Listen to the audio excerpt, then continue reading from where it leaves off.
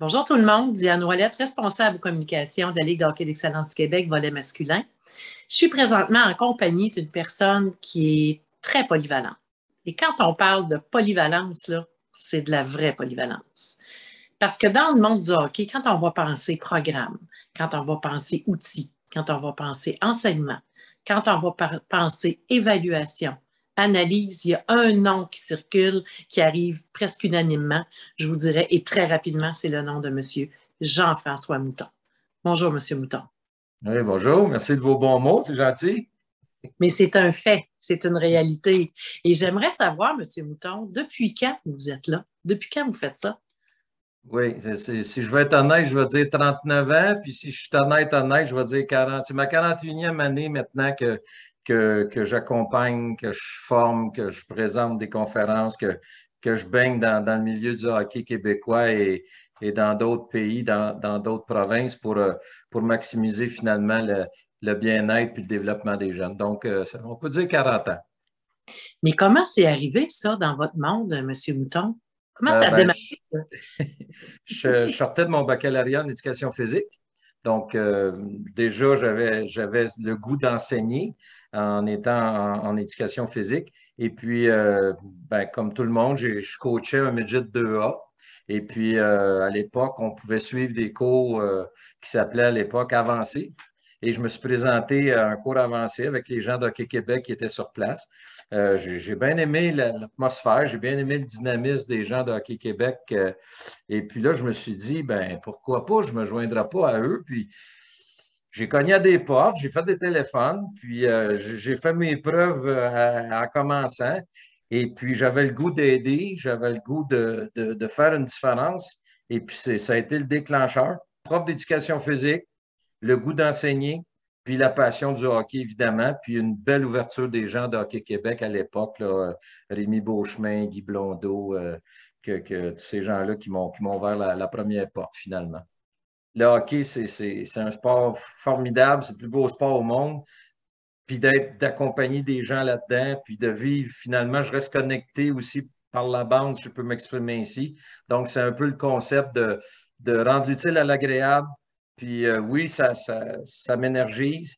Puis à quelque part, je vois des choses que je discute, que je présente, que je fais réfléchir, qui sont appliquées sur le terrain. Fait qu'en bout de ligne, je ne coach pas nécessairement une équipe, mais je coach plein de joueurs du Québec par l'entremise des gens que je peux influencer positivement. Puis, écoutez, 40 ans après, là, on est rendu dans une autre époque, on est rendu dans les moyens de communication ultra rapides. Donc, à partir de là, je peux contacter n'importe qui, n'importe quand. Euh, Évidemment, les outils, les vidéos, ça l'a fait. À chaque 10 ans, il y avait une explosion dans la documentation, dans les références. Et ça, c'est devenu, on parlait toujours de formation continue, c'est important. Mes professeurs d'université nous en avaient parlé déjà à l'époque. Mais effectivement, dans n'importe quel domaine, la formation continue, c'est une habileté fondamentale. Et quand il y a des coachs qui veulent vraiment s'investir, maintenant, les ressources sont extraordinaires. Puis je C'est ça. pense juste, si vous me le permettez, je pense Oui, juste au guide que monsieur Leblond a fait il y a 1 an ou 2 ans. J'ai collaboré avec lui comme plusieurs d'autres passionnés. Et c'est un outil que, honnêtement, je ne suis pas gêné de le montrer. N'importe quelle fédération du monde, on a vraiment des outils intéressants. Et je pense que ça ne fait que renforcer nos interventions auprès des joueurs, peu importe leur âge d'ailleurs. c'est quoi le défi aujourd'hui, M. Mouton, pour les entraîneurs de la Ligue de hockey d'excellence du Québec spécifiquement, là?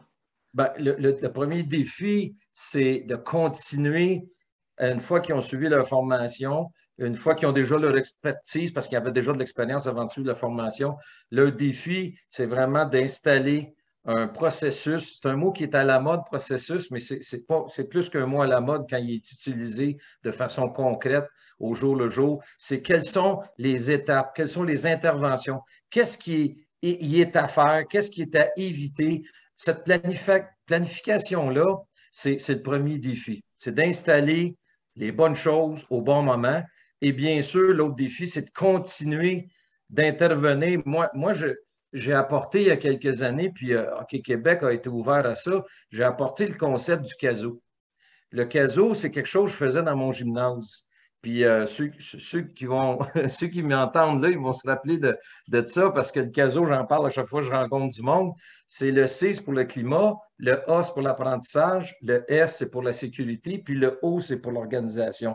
Fait que je vous dirais que le défi, au-delà de planifier toutes nos interventions, c'est fondamentalement de créer un climat de travail qui est stimulant, qui est sain, qui est rigoureux, d'avoir des apprentissages qui sont au niveau des joueurs avec des objectifs, avec des cibles, avec de l'efficacité recherchée. La sécurité, c'est non négociable, donc ça, c'est un autre gros défi pour tout le monde. Puis l'organisation. Fait que quand un coach a comme défi d'appliquer le CASO, c'est définitivement une option puis un moyen pour être sur la bonne route puis de rencontrer le défi au quotidien. Nous, avec M. Larivière, M. Hébert, puis la directrice de l'époque, on s'est dit, si ça existe dans d'autres sports, pourquoi pas au hockey? Et puis, c'est ça, je travaillais le jour comme entraîneur. J'étais possiblement un des seuls entraîneurs au Québec, puis maintenant, je ne les compte plus. Il y en a tellement là, qu'effectivement, on a du temps de qualité davantage, on a une meilleure planification parce que les gens, c'est leur travail. Donc, définitivement que la Ligue de hockey d'excellence du Québec, avec un encadrement de coachs qui sont des professionnels puis qui travaillent, puis c'est leur seul emploi, je trouve ça que c'est un grand pas pour le développement de nos joueurs, définitivement.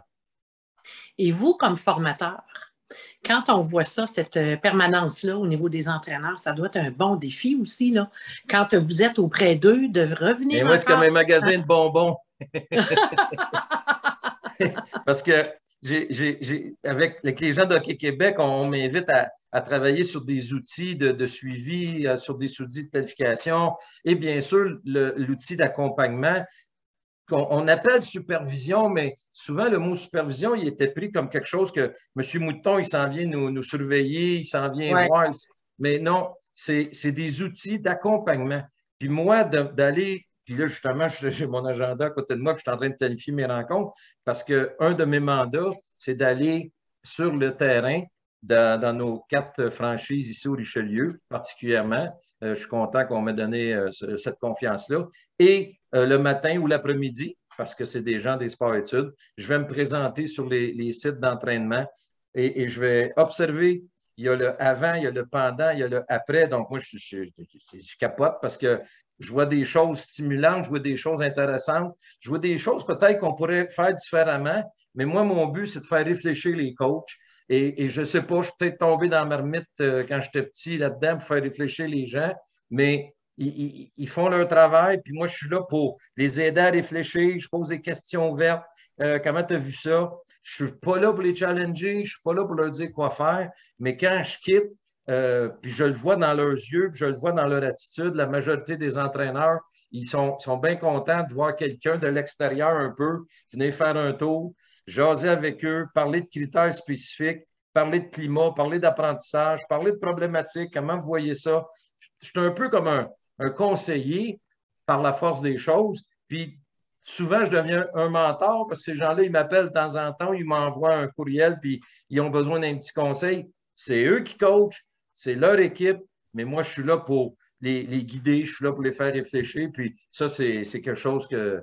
Puis vous parliez tantôt que j'ai encore le goût. C'est tellement stimulant de voir des entraîneurs qui ont le goût de toujours s'améliorer. Vous ne pouvez pas savoir comment. Mais ça transparaît. Je les salue en passant. Donc, au fil des années, oui, l'entraîneur a changé, les programmes ont changé, les approches ont changé, mais le joueur a changé. Alors, comment vous êtes arrivé à vous ajuster puis à le suivre, cette évolution-là, au fil des années? Évidemment, on lance beaucoup de choses, puis on a des fois des commentaires qui sont généraux. Puis je vous donne un exemple. Les jeunes ont changé. À cette heure, il faut leur expliquer. Les jeunes ont changé. C'est la génération des jeux vidéo, vite.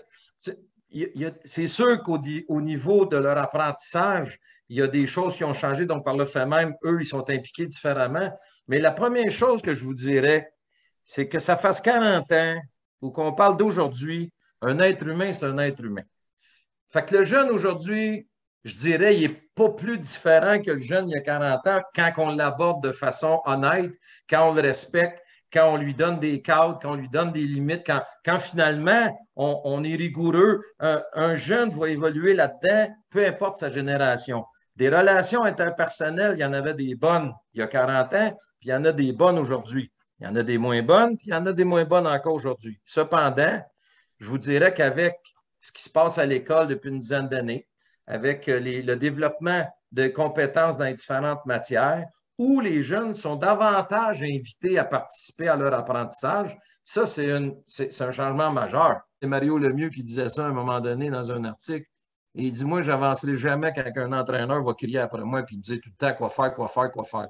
Je trouve ça intéressant. Mais aujourd'hui, je dirais en conclusion pour cette question-là que les jeunes sont davantage impliqués, ils savent le pourquoi, puis c'est dans cet esprit-là que les coachs, on les amène à réfléchir davantage. Donc, le partenariat entre le jeune et l'entraîneur existe maintenant. Définitivement. C'est complètement ça. Là. Le jeune, définitivement. Un partenariat qui a une ligne. Oui. On n'est pas les amis des joueurs. On est les coachs, on est les entraîneurs, on est les responsables, on est le leader.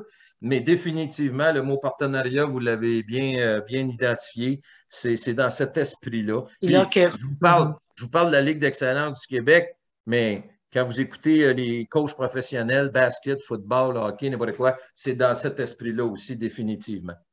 Mais disons que je suis un parent qui écoute cette formation, qui écoute cet entretien-là. Quels sont les... Saluer. Oui, absolument, parce que sans les parents, on n'aurait pas de jeunes. Hein? Encourager et supporter. 2 mots-clés. Bon, allez-y. C'était à peu près ce que je voulais vous demander, mais j'irai un petit peu plus loin. C'est sûr qu'il y a 2 mots-clés, mais je présume qu'il doit même avoir des supports, des outils, des choses qui, eux aussi, pourraient les accompagner ou les faire réfléchir sur leur rôle. Définitivement que... Je prends juste l'exemple du livre de Danny Dubé, sa collègue. J'oublie le titre parce que là, j'ai tellement de choses dans la tête, mais si vous allez voir le livre de Danny Dubé sur le hockey mineur, déjà dans son ouvrage, il y a des pistes très simples, très concrètes.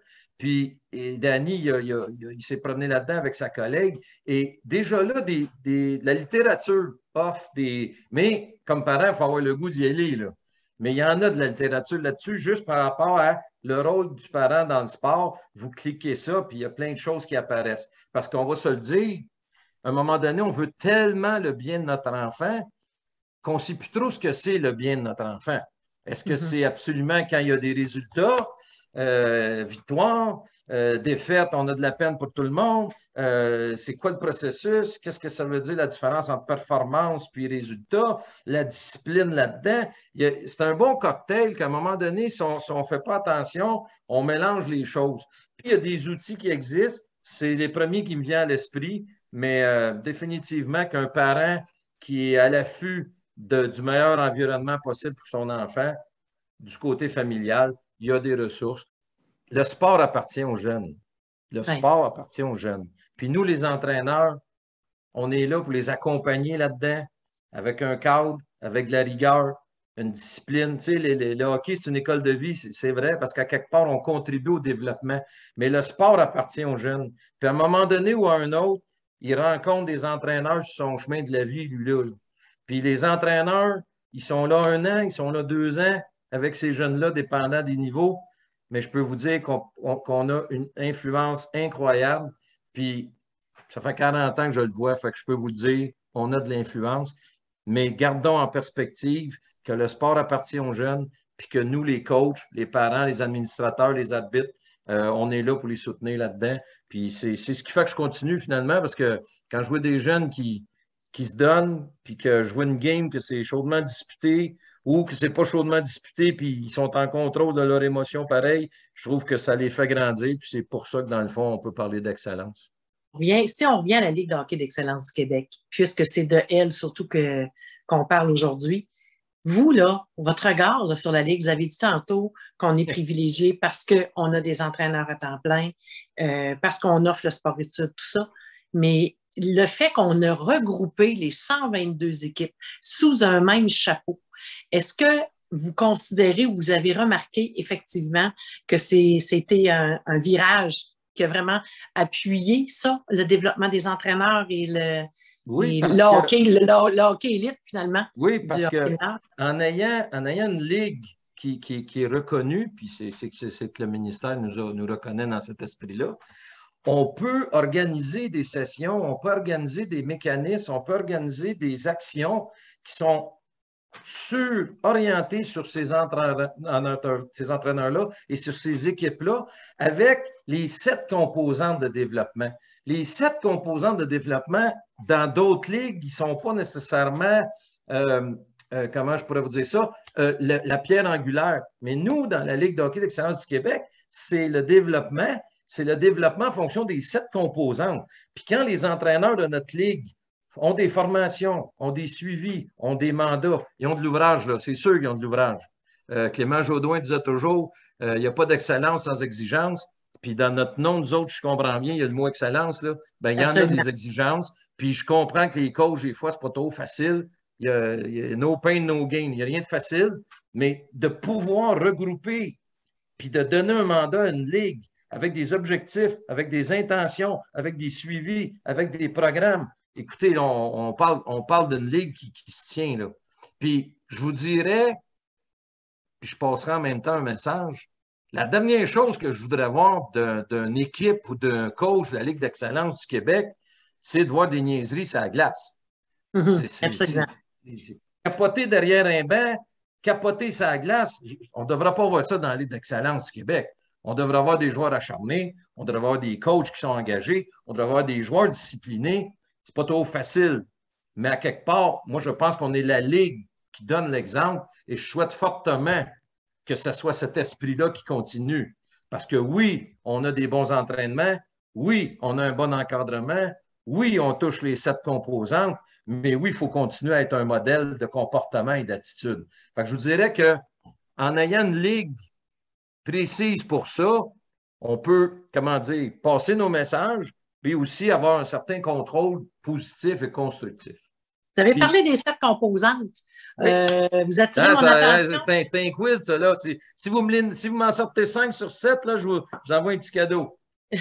Mais probablement que je ne serais peut-être pas capable. Non, c'est pas grave. Chacun, moi, dans les entrevues, je suis moins habile que vous. Non, mais les 7 composantes, ce sont les techniques, les tactiques individuelles, les tactiques collectives, offensives, défensives. C'est l'aspect physique, c'est l'aspect mental, puis c'est l'aspect moral. Donc, l'aspect moral, c'est les valeurs, évidemment. L'aspect mental, c'est tout ce qui touche la concentration, l'attention, le stoppage des pensées négatives. Bref, l'aspect mental, c'est un outil important. Physiquement, on a des préparateurs physiques aux 4 coins de la province dans les programmes. Donc, quand je vous parlais qu'on touche aux 7 composantes, on ne fait pas juste en parler, on y touche. Donc, le défi de nos coachs dans la Ligue d'excellence du Québec, c'est de trouver des interventions appropriées à chacun de ces éléments-là. Je serais très déçu, et l'aspect social que j'avais oublié, qui me vient en tête, là, je serais très déçu dans une ligue comme la nôtre qu'il y a des entraîneurs qui ne sont pas préoccupés par l'ensemble de ces sets-là. Je serais déçu, là.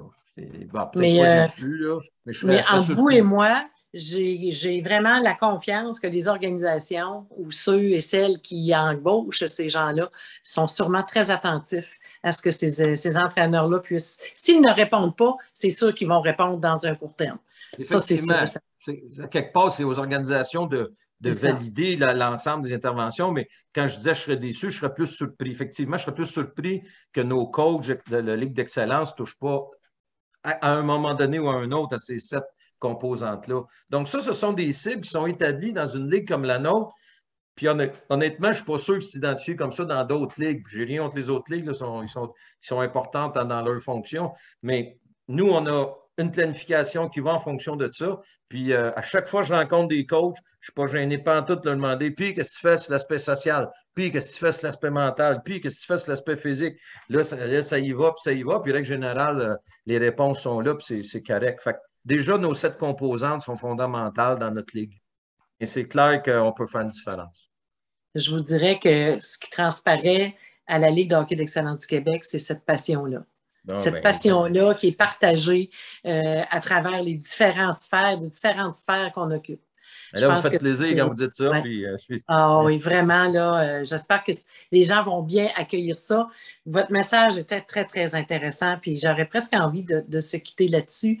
Parce que j'aurais voulu vous demander, à moins que vous aimeriez rajouter quelque chose, mais qu'est-ce que vous aimeriez dire à la LHEQ, que ce soit les parents, les joueurs, les coachs, les administrateurs, les arbitres, les chronométreurs même, Oui, parce oui, qu'ils ben sont c'est vrai, super on les avait importants eux oubliés. On aussi. les avait oubliés Ben oui, tantôt un peu ben oui, parce qu'on ben était, oui. on est une grande famille. Mais Oui, oui, ben écoutez, on est une grande famille. Puis il faut qu'on se tienne. Des fois, c'est pas facile. Des problèmes, il y en aura toujours. Mais quand on est une famille qui se tient, c'est une famille qui cherche des solutions. Puis quand on cherche des solutions, c'est parce qu'on veut aller de l'avant. Puis la Ligue d'excellence, elle s'en va vers l'avant. On a des bases solides.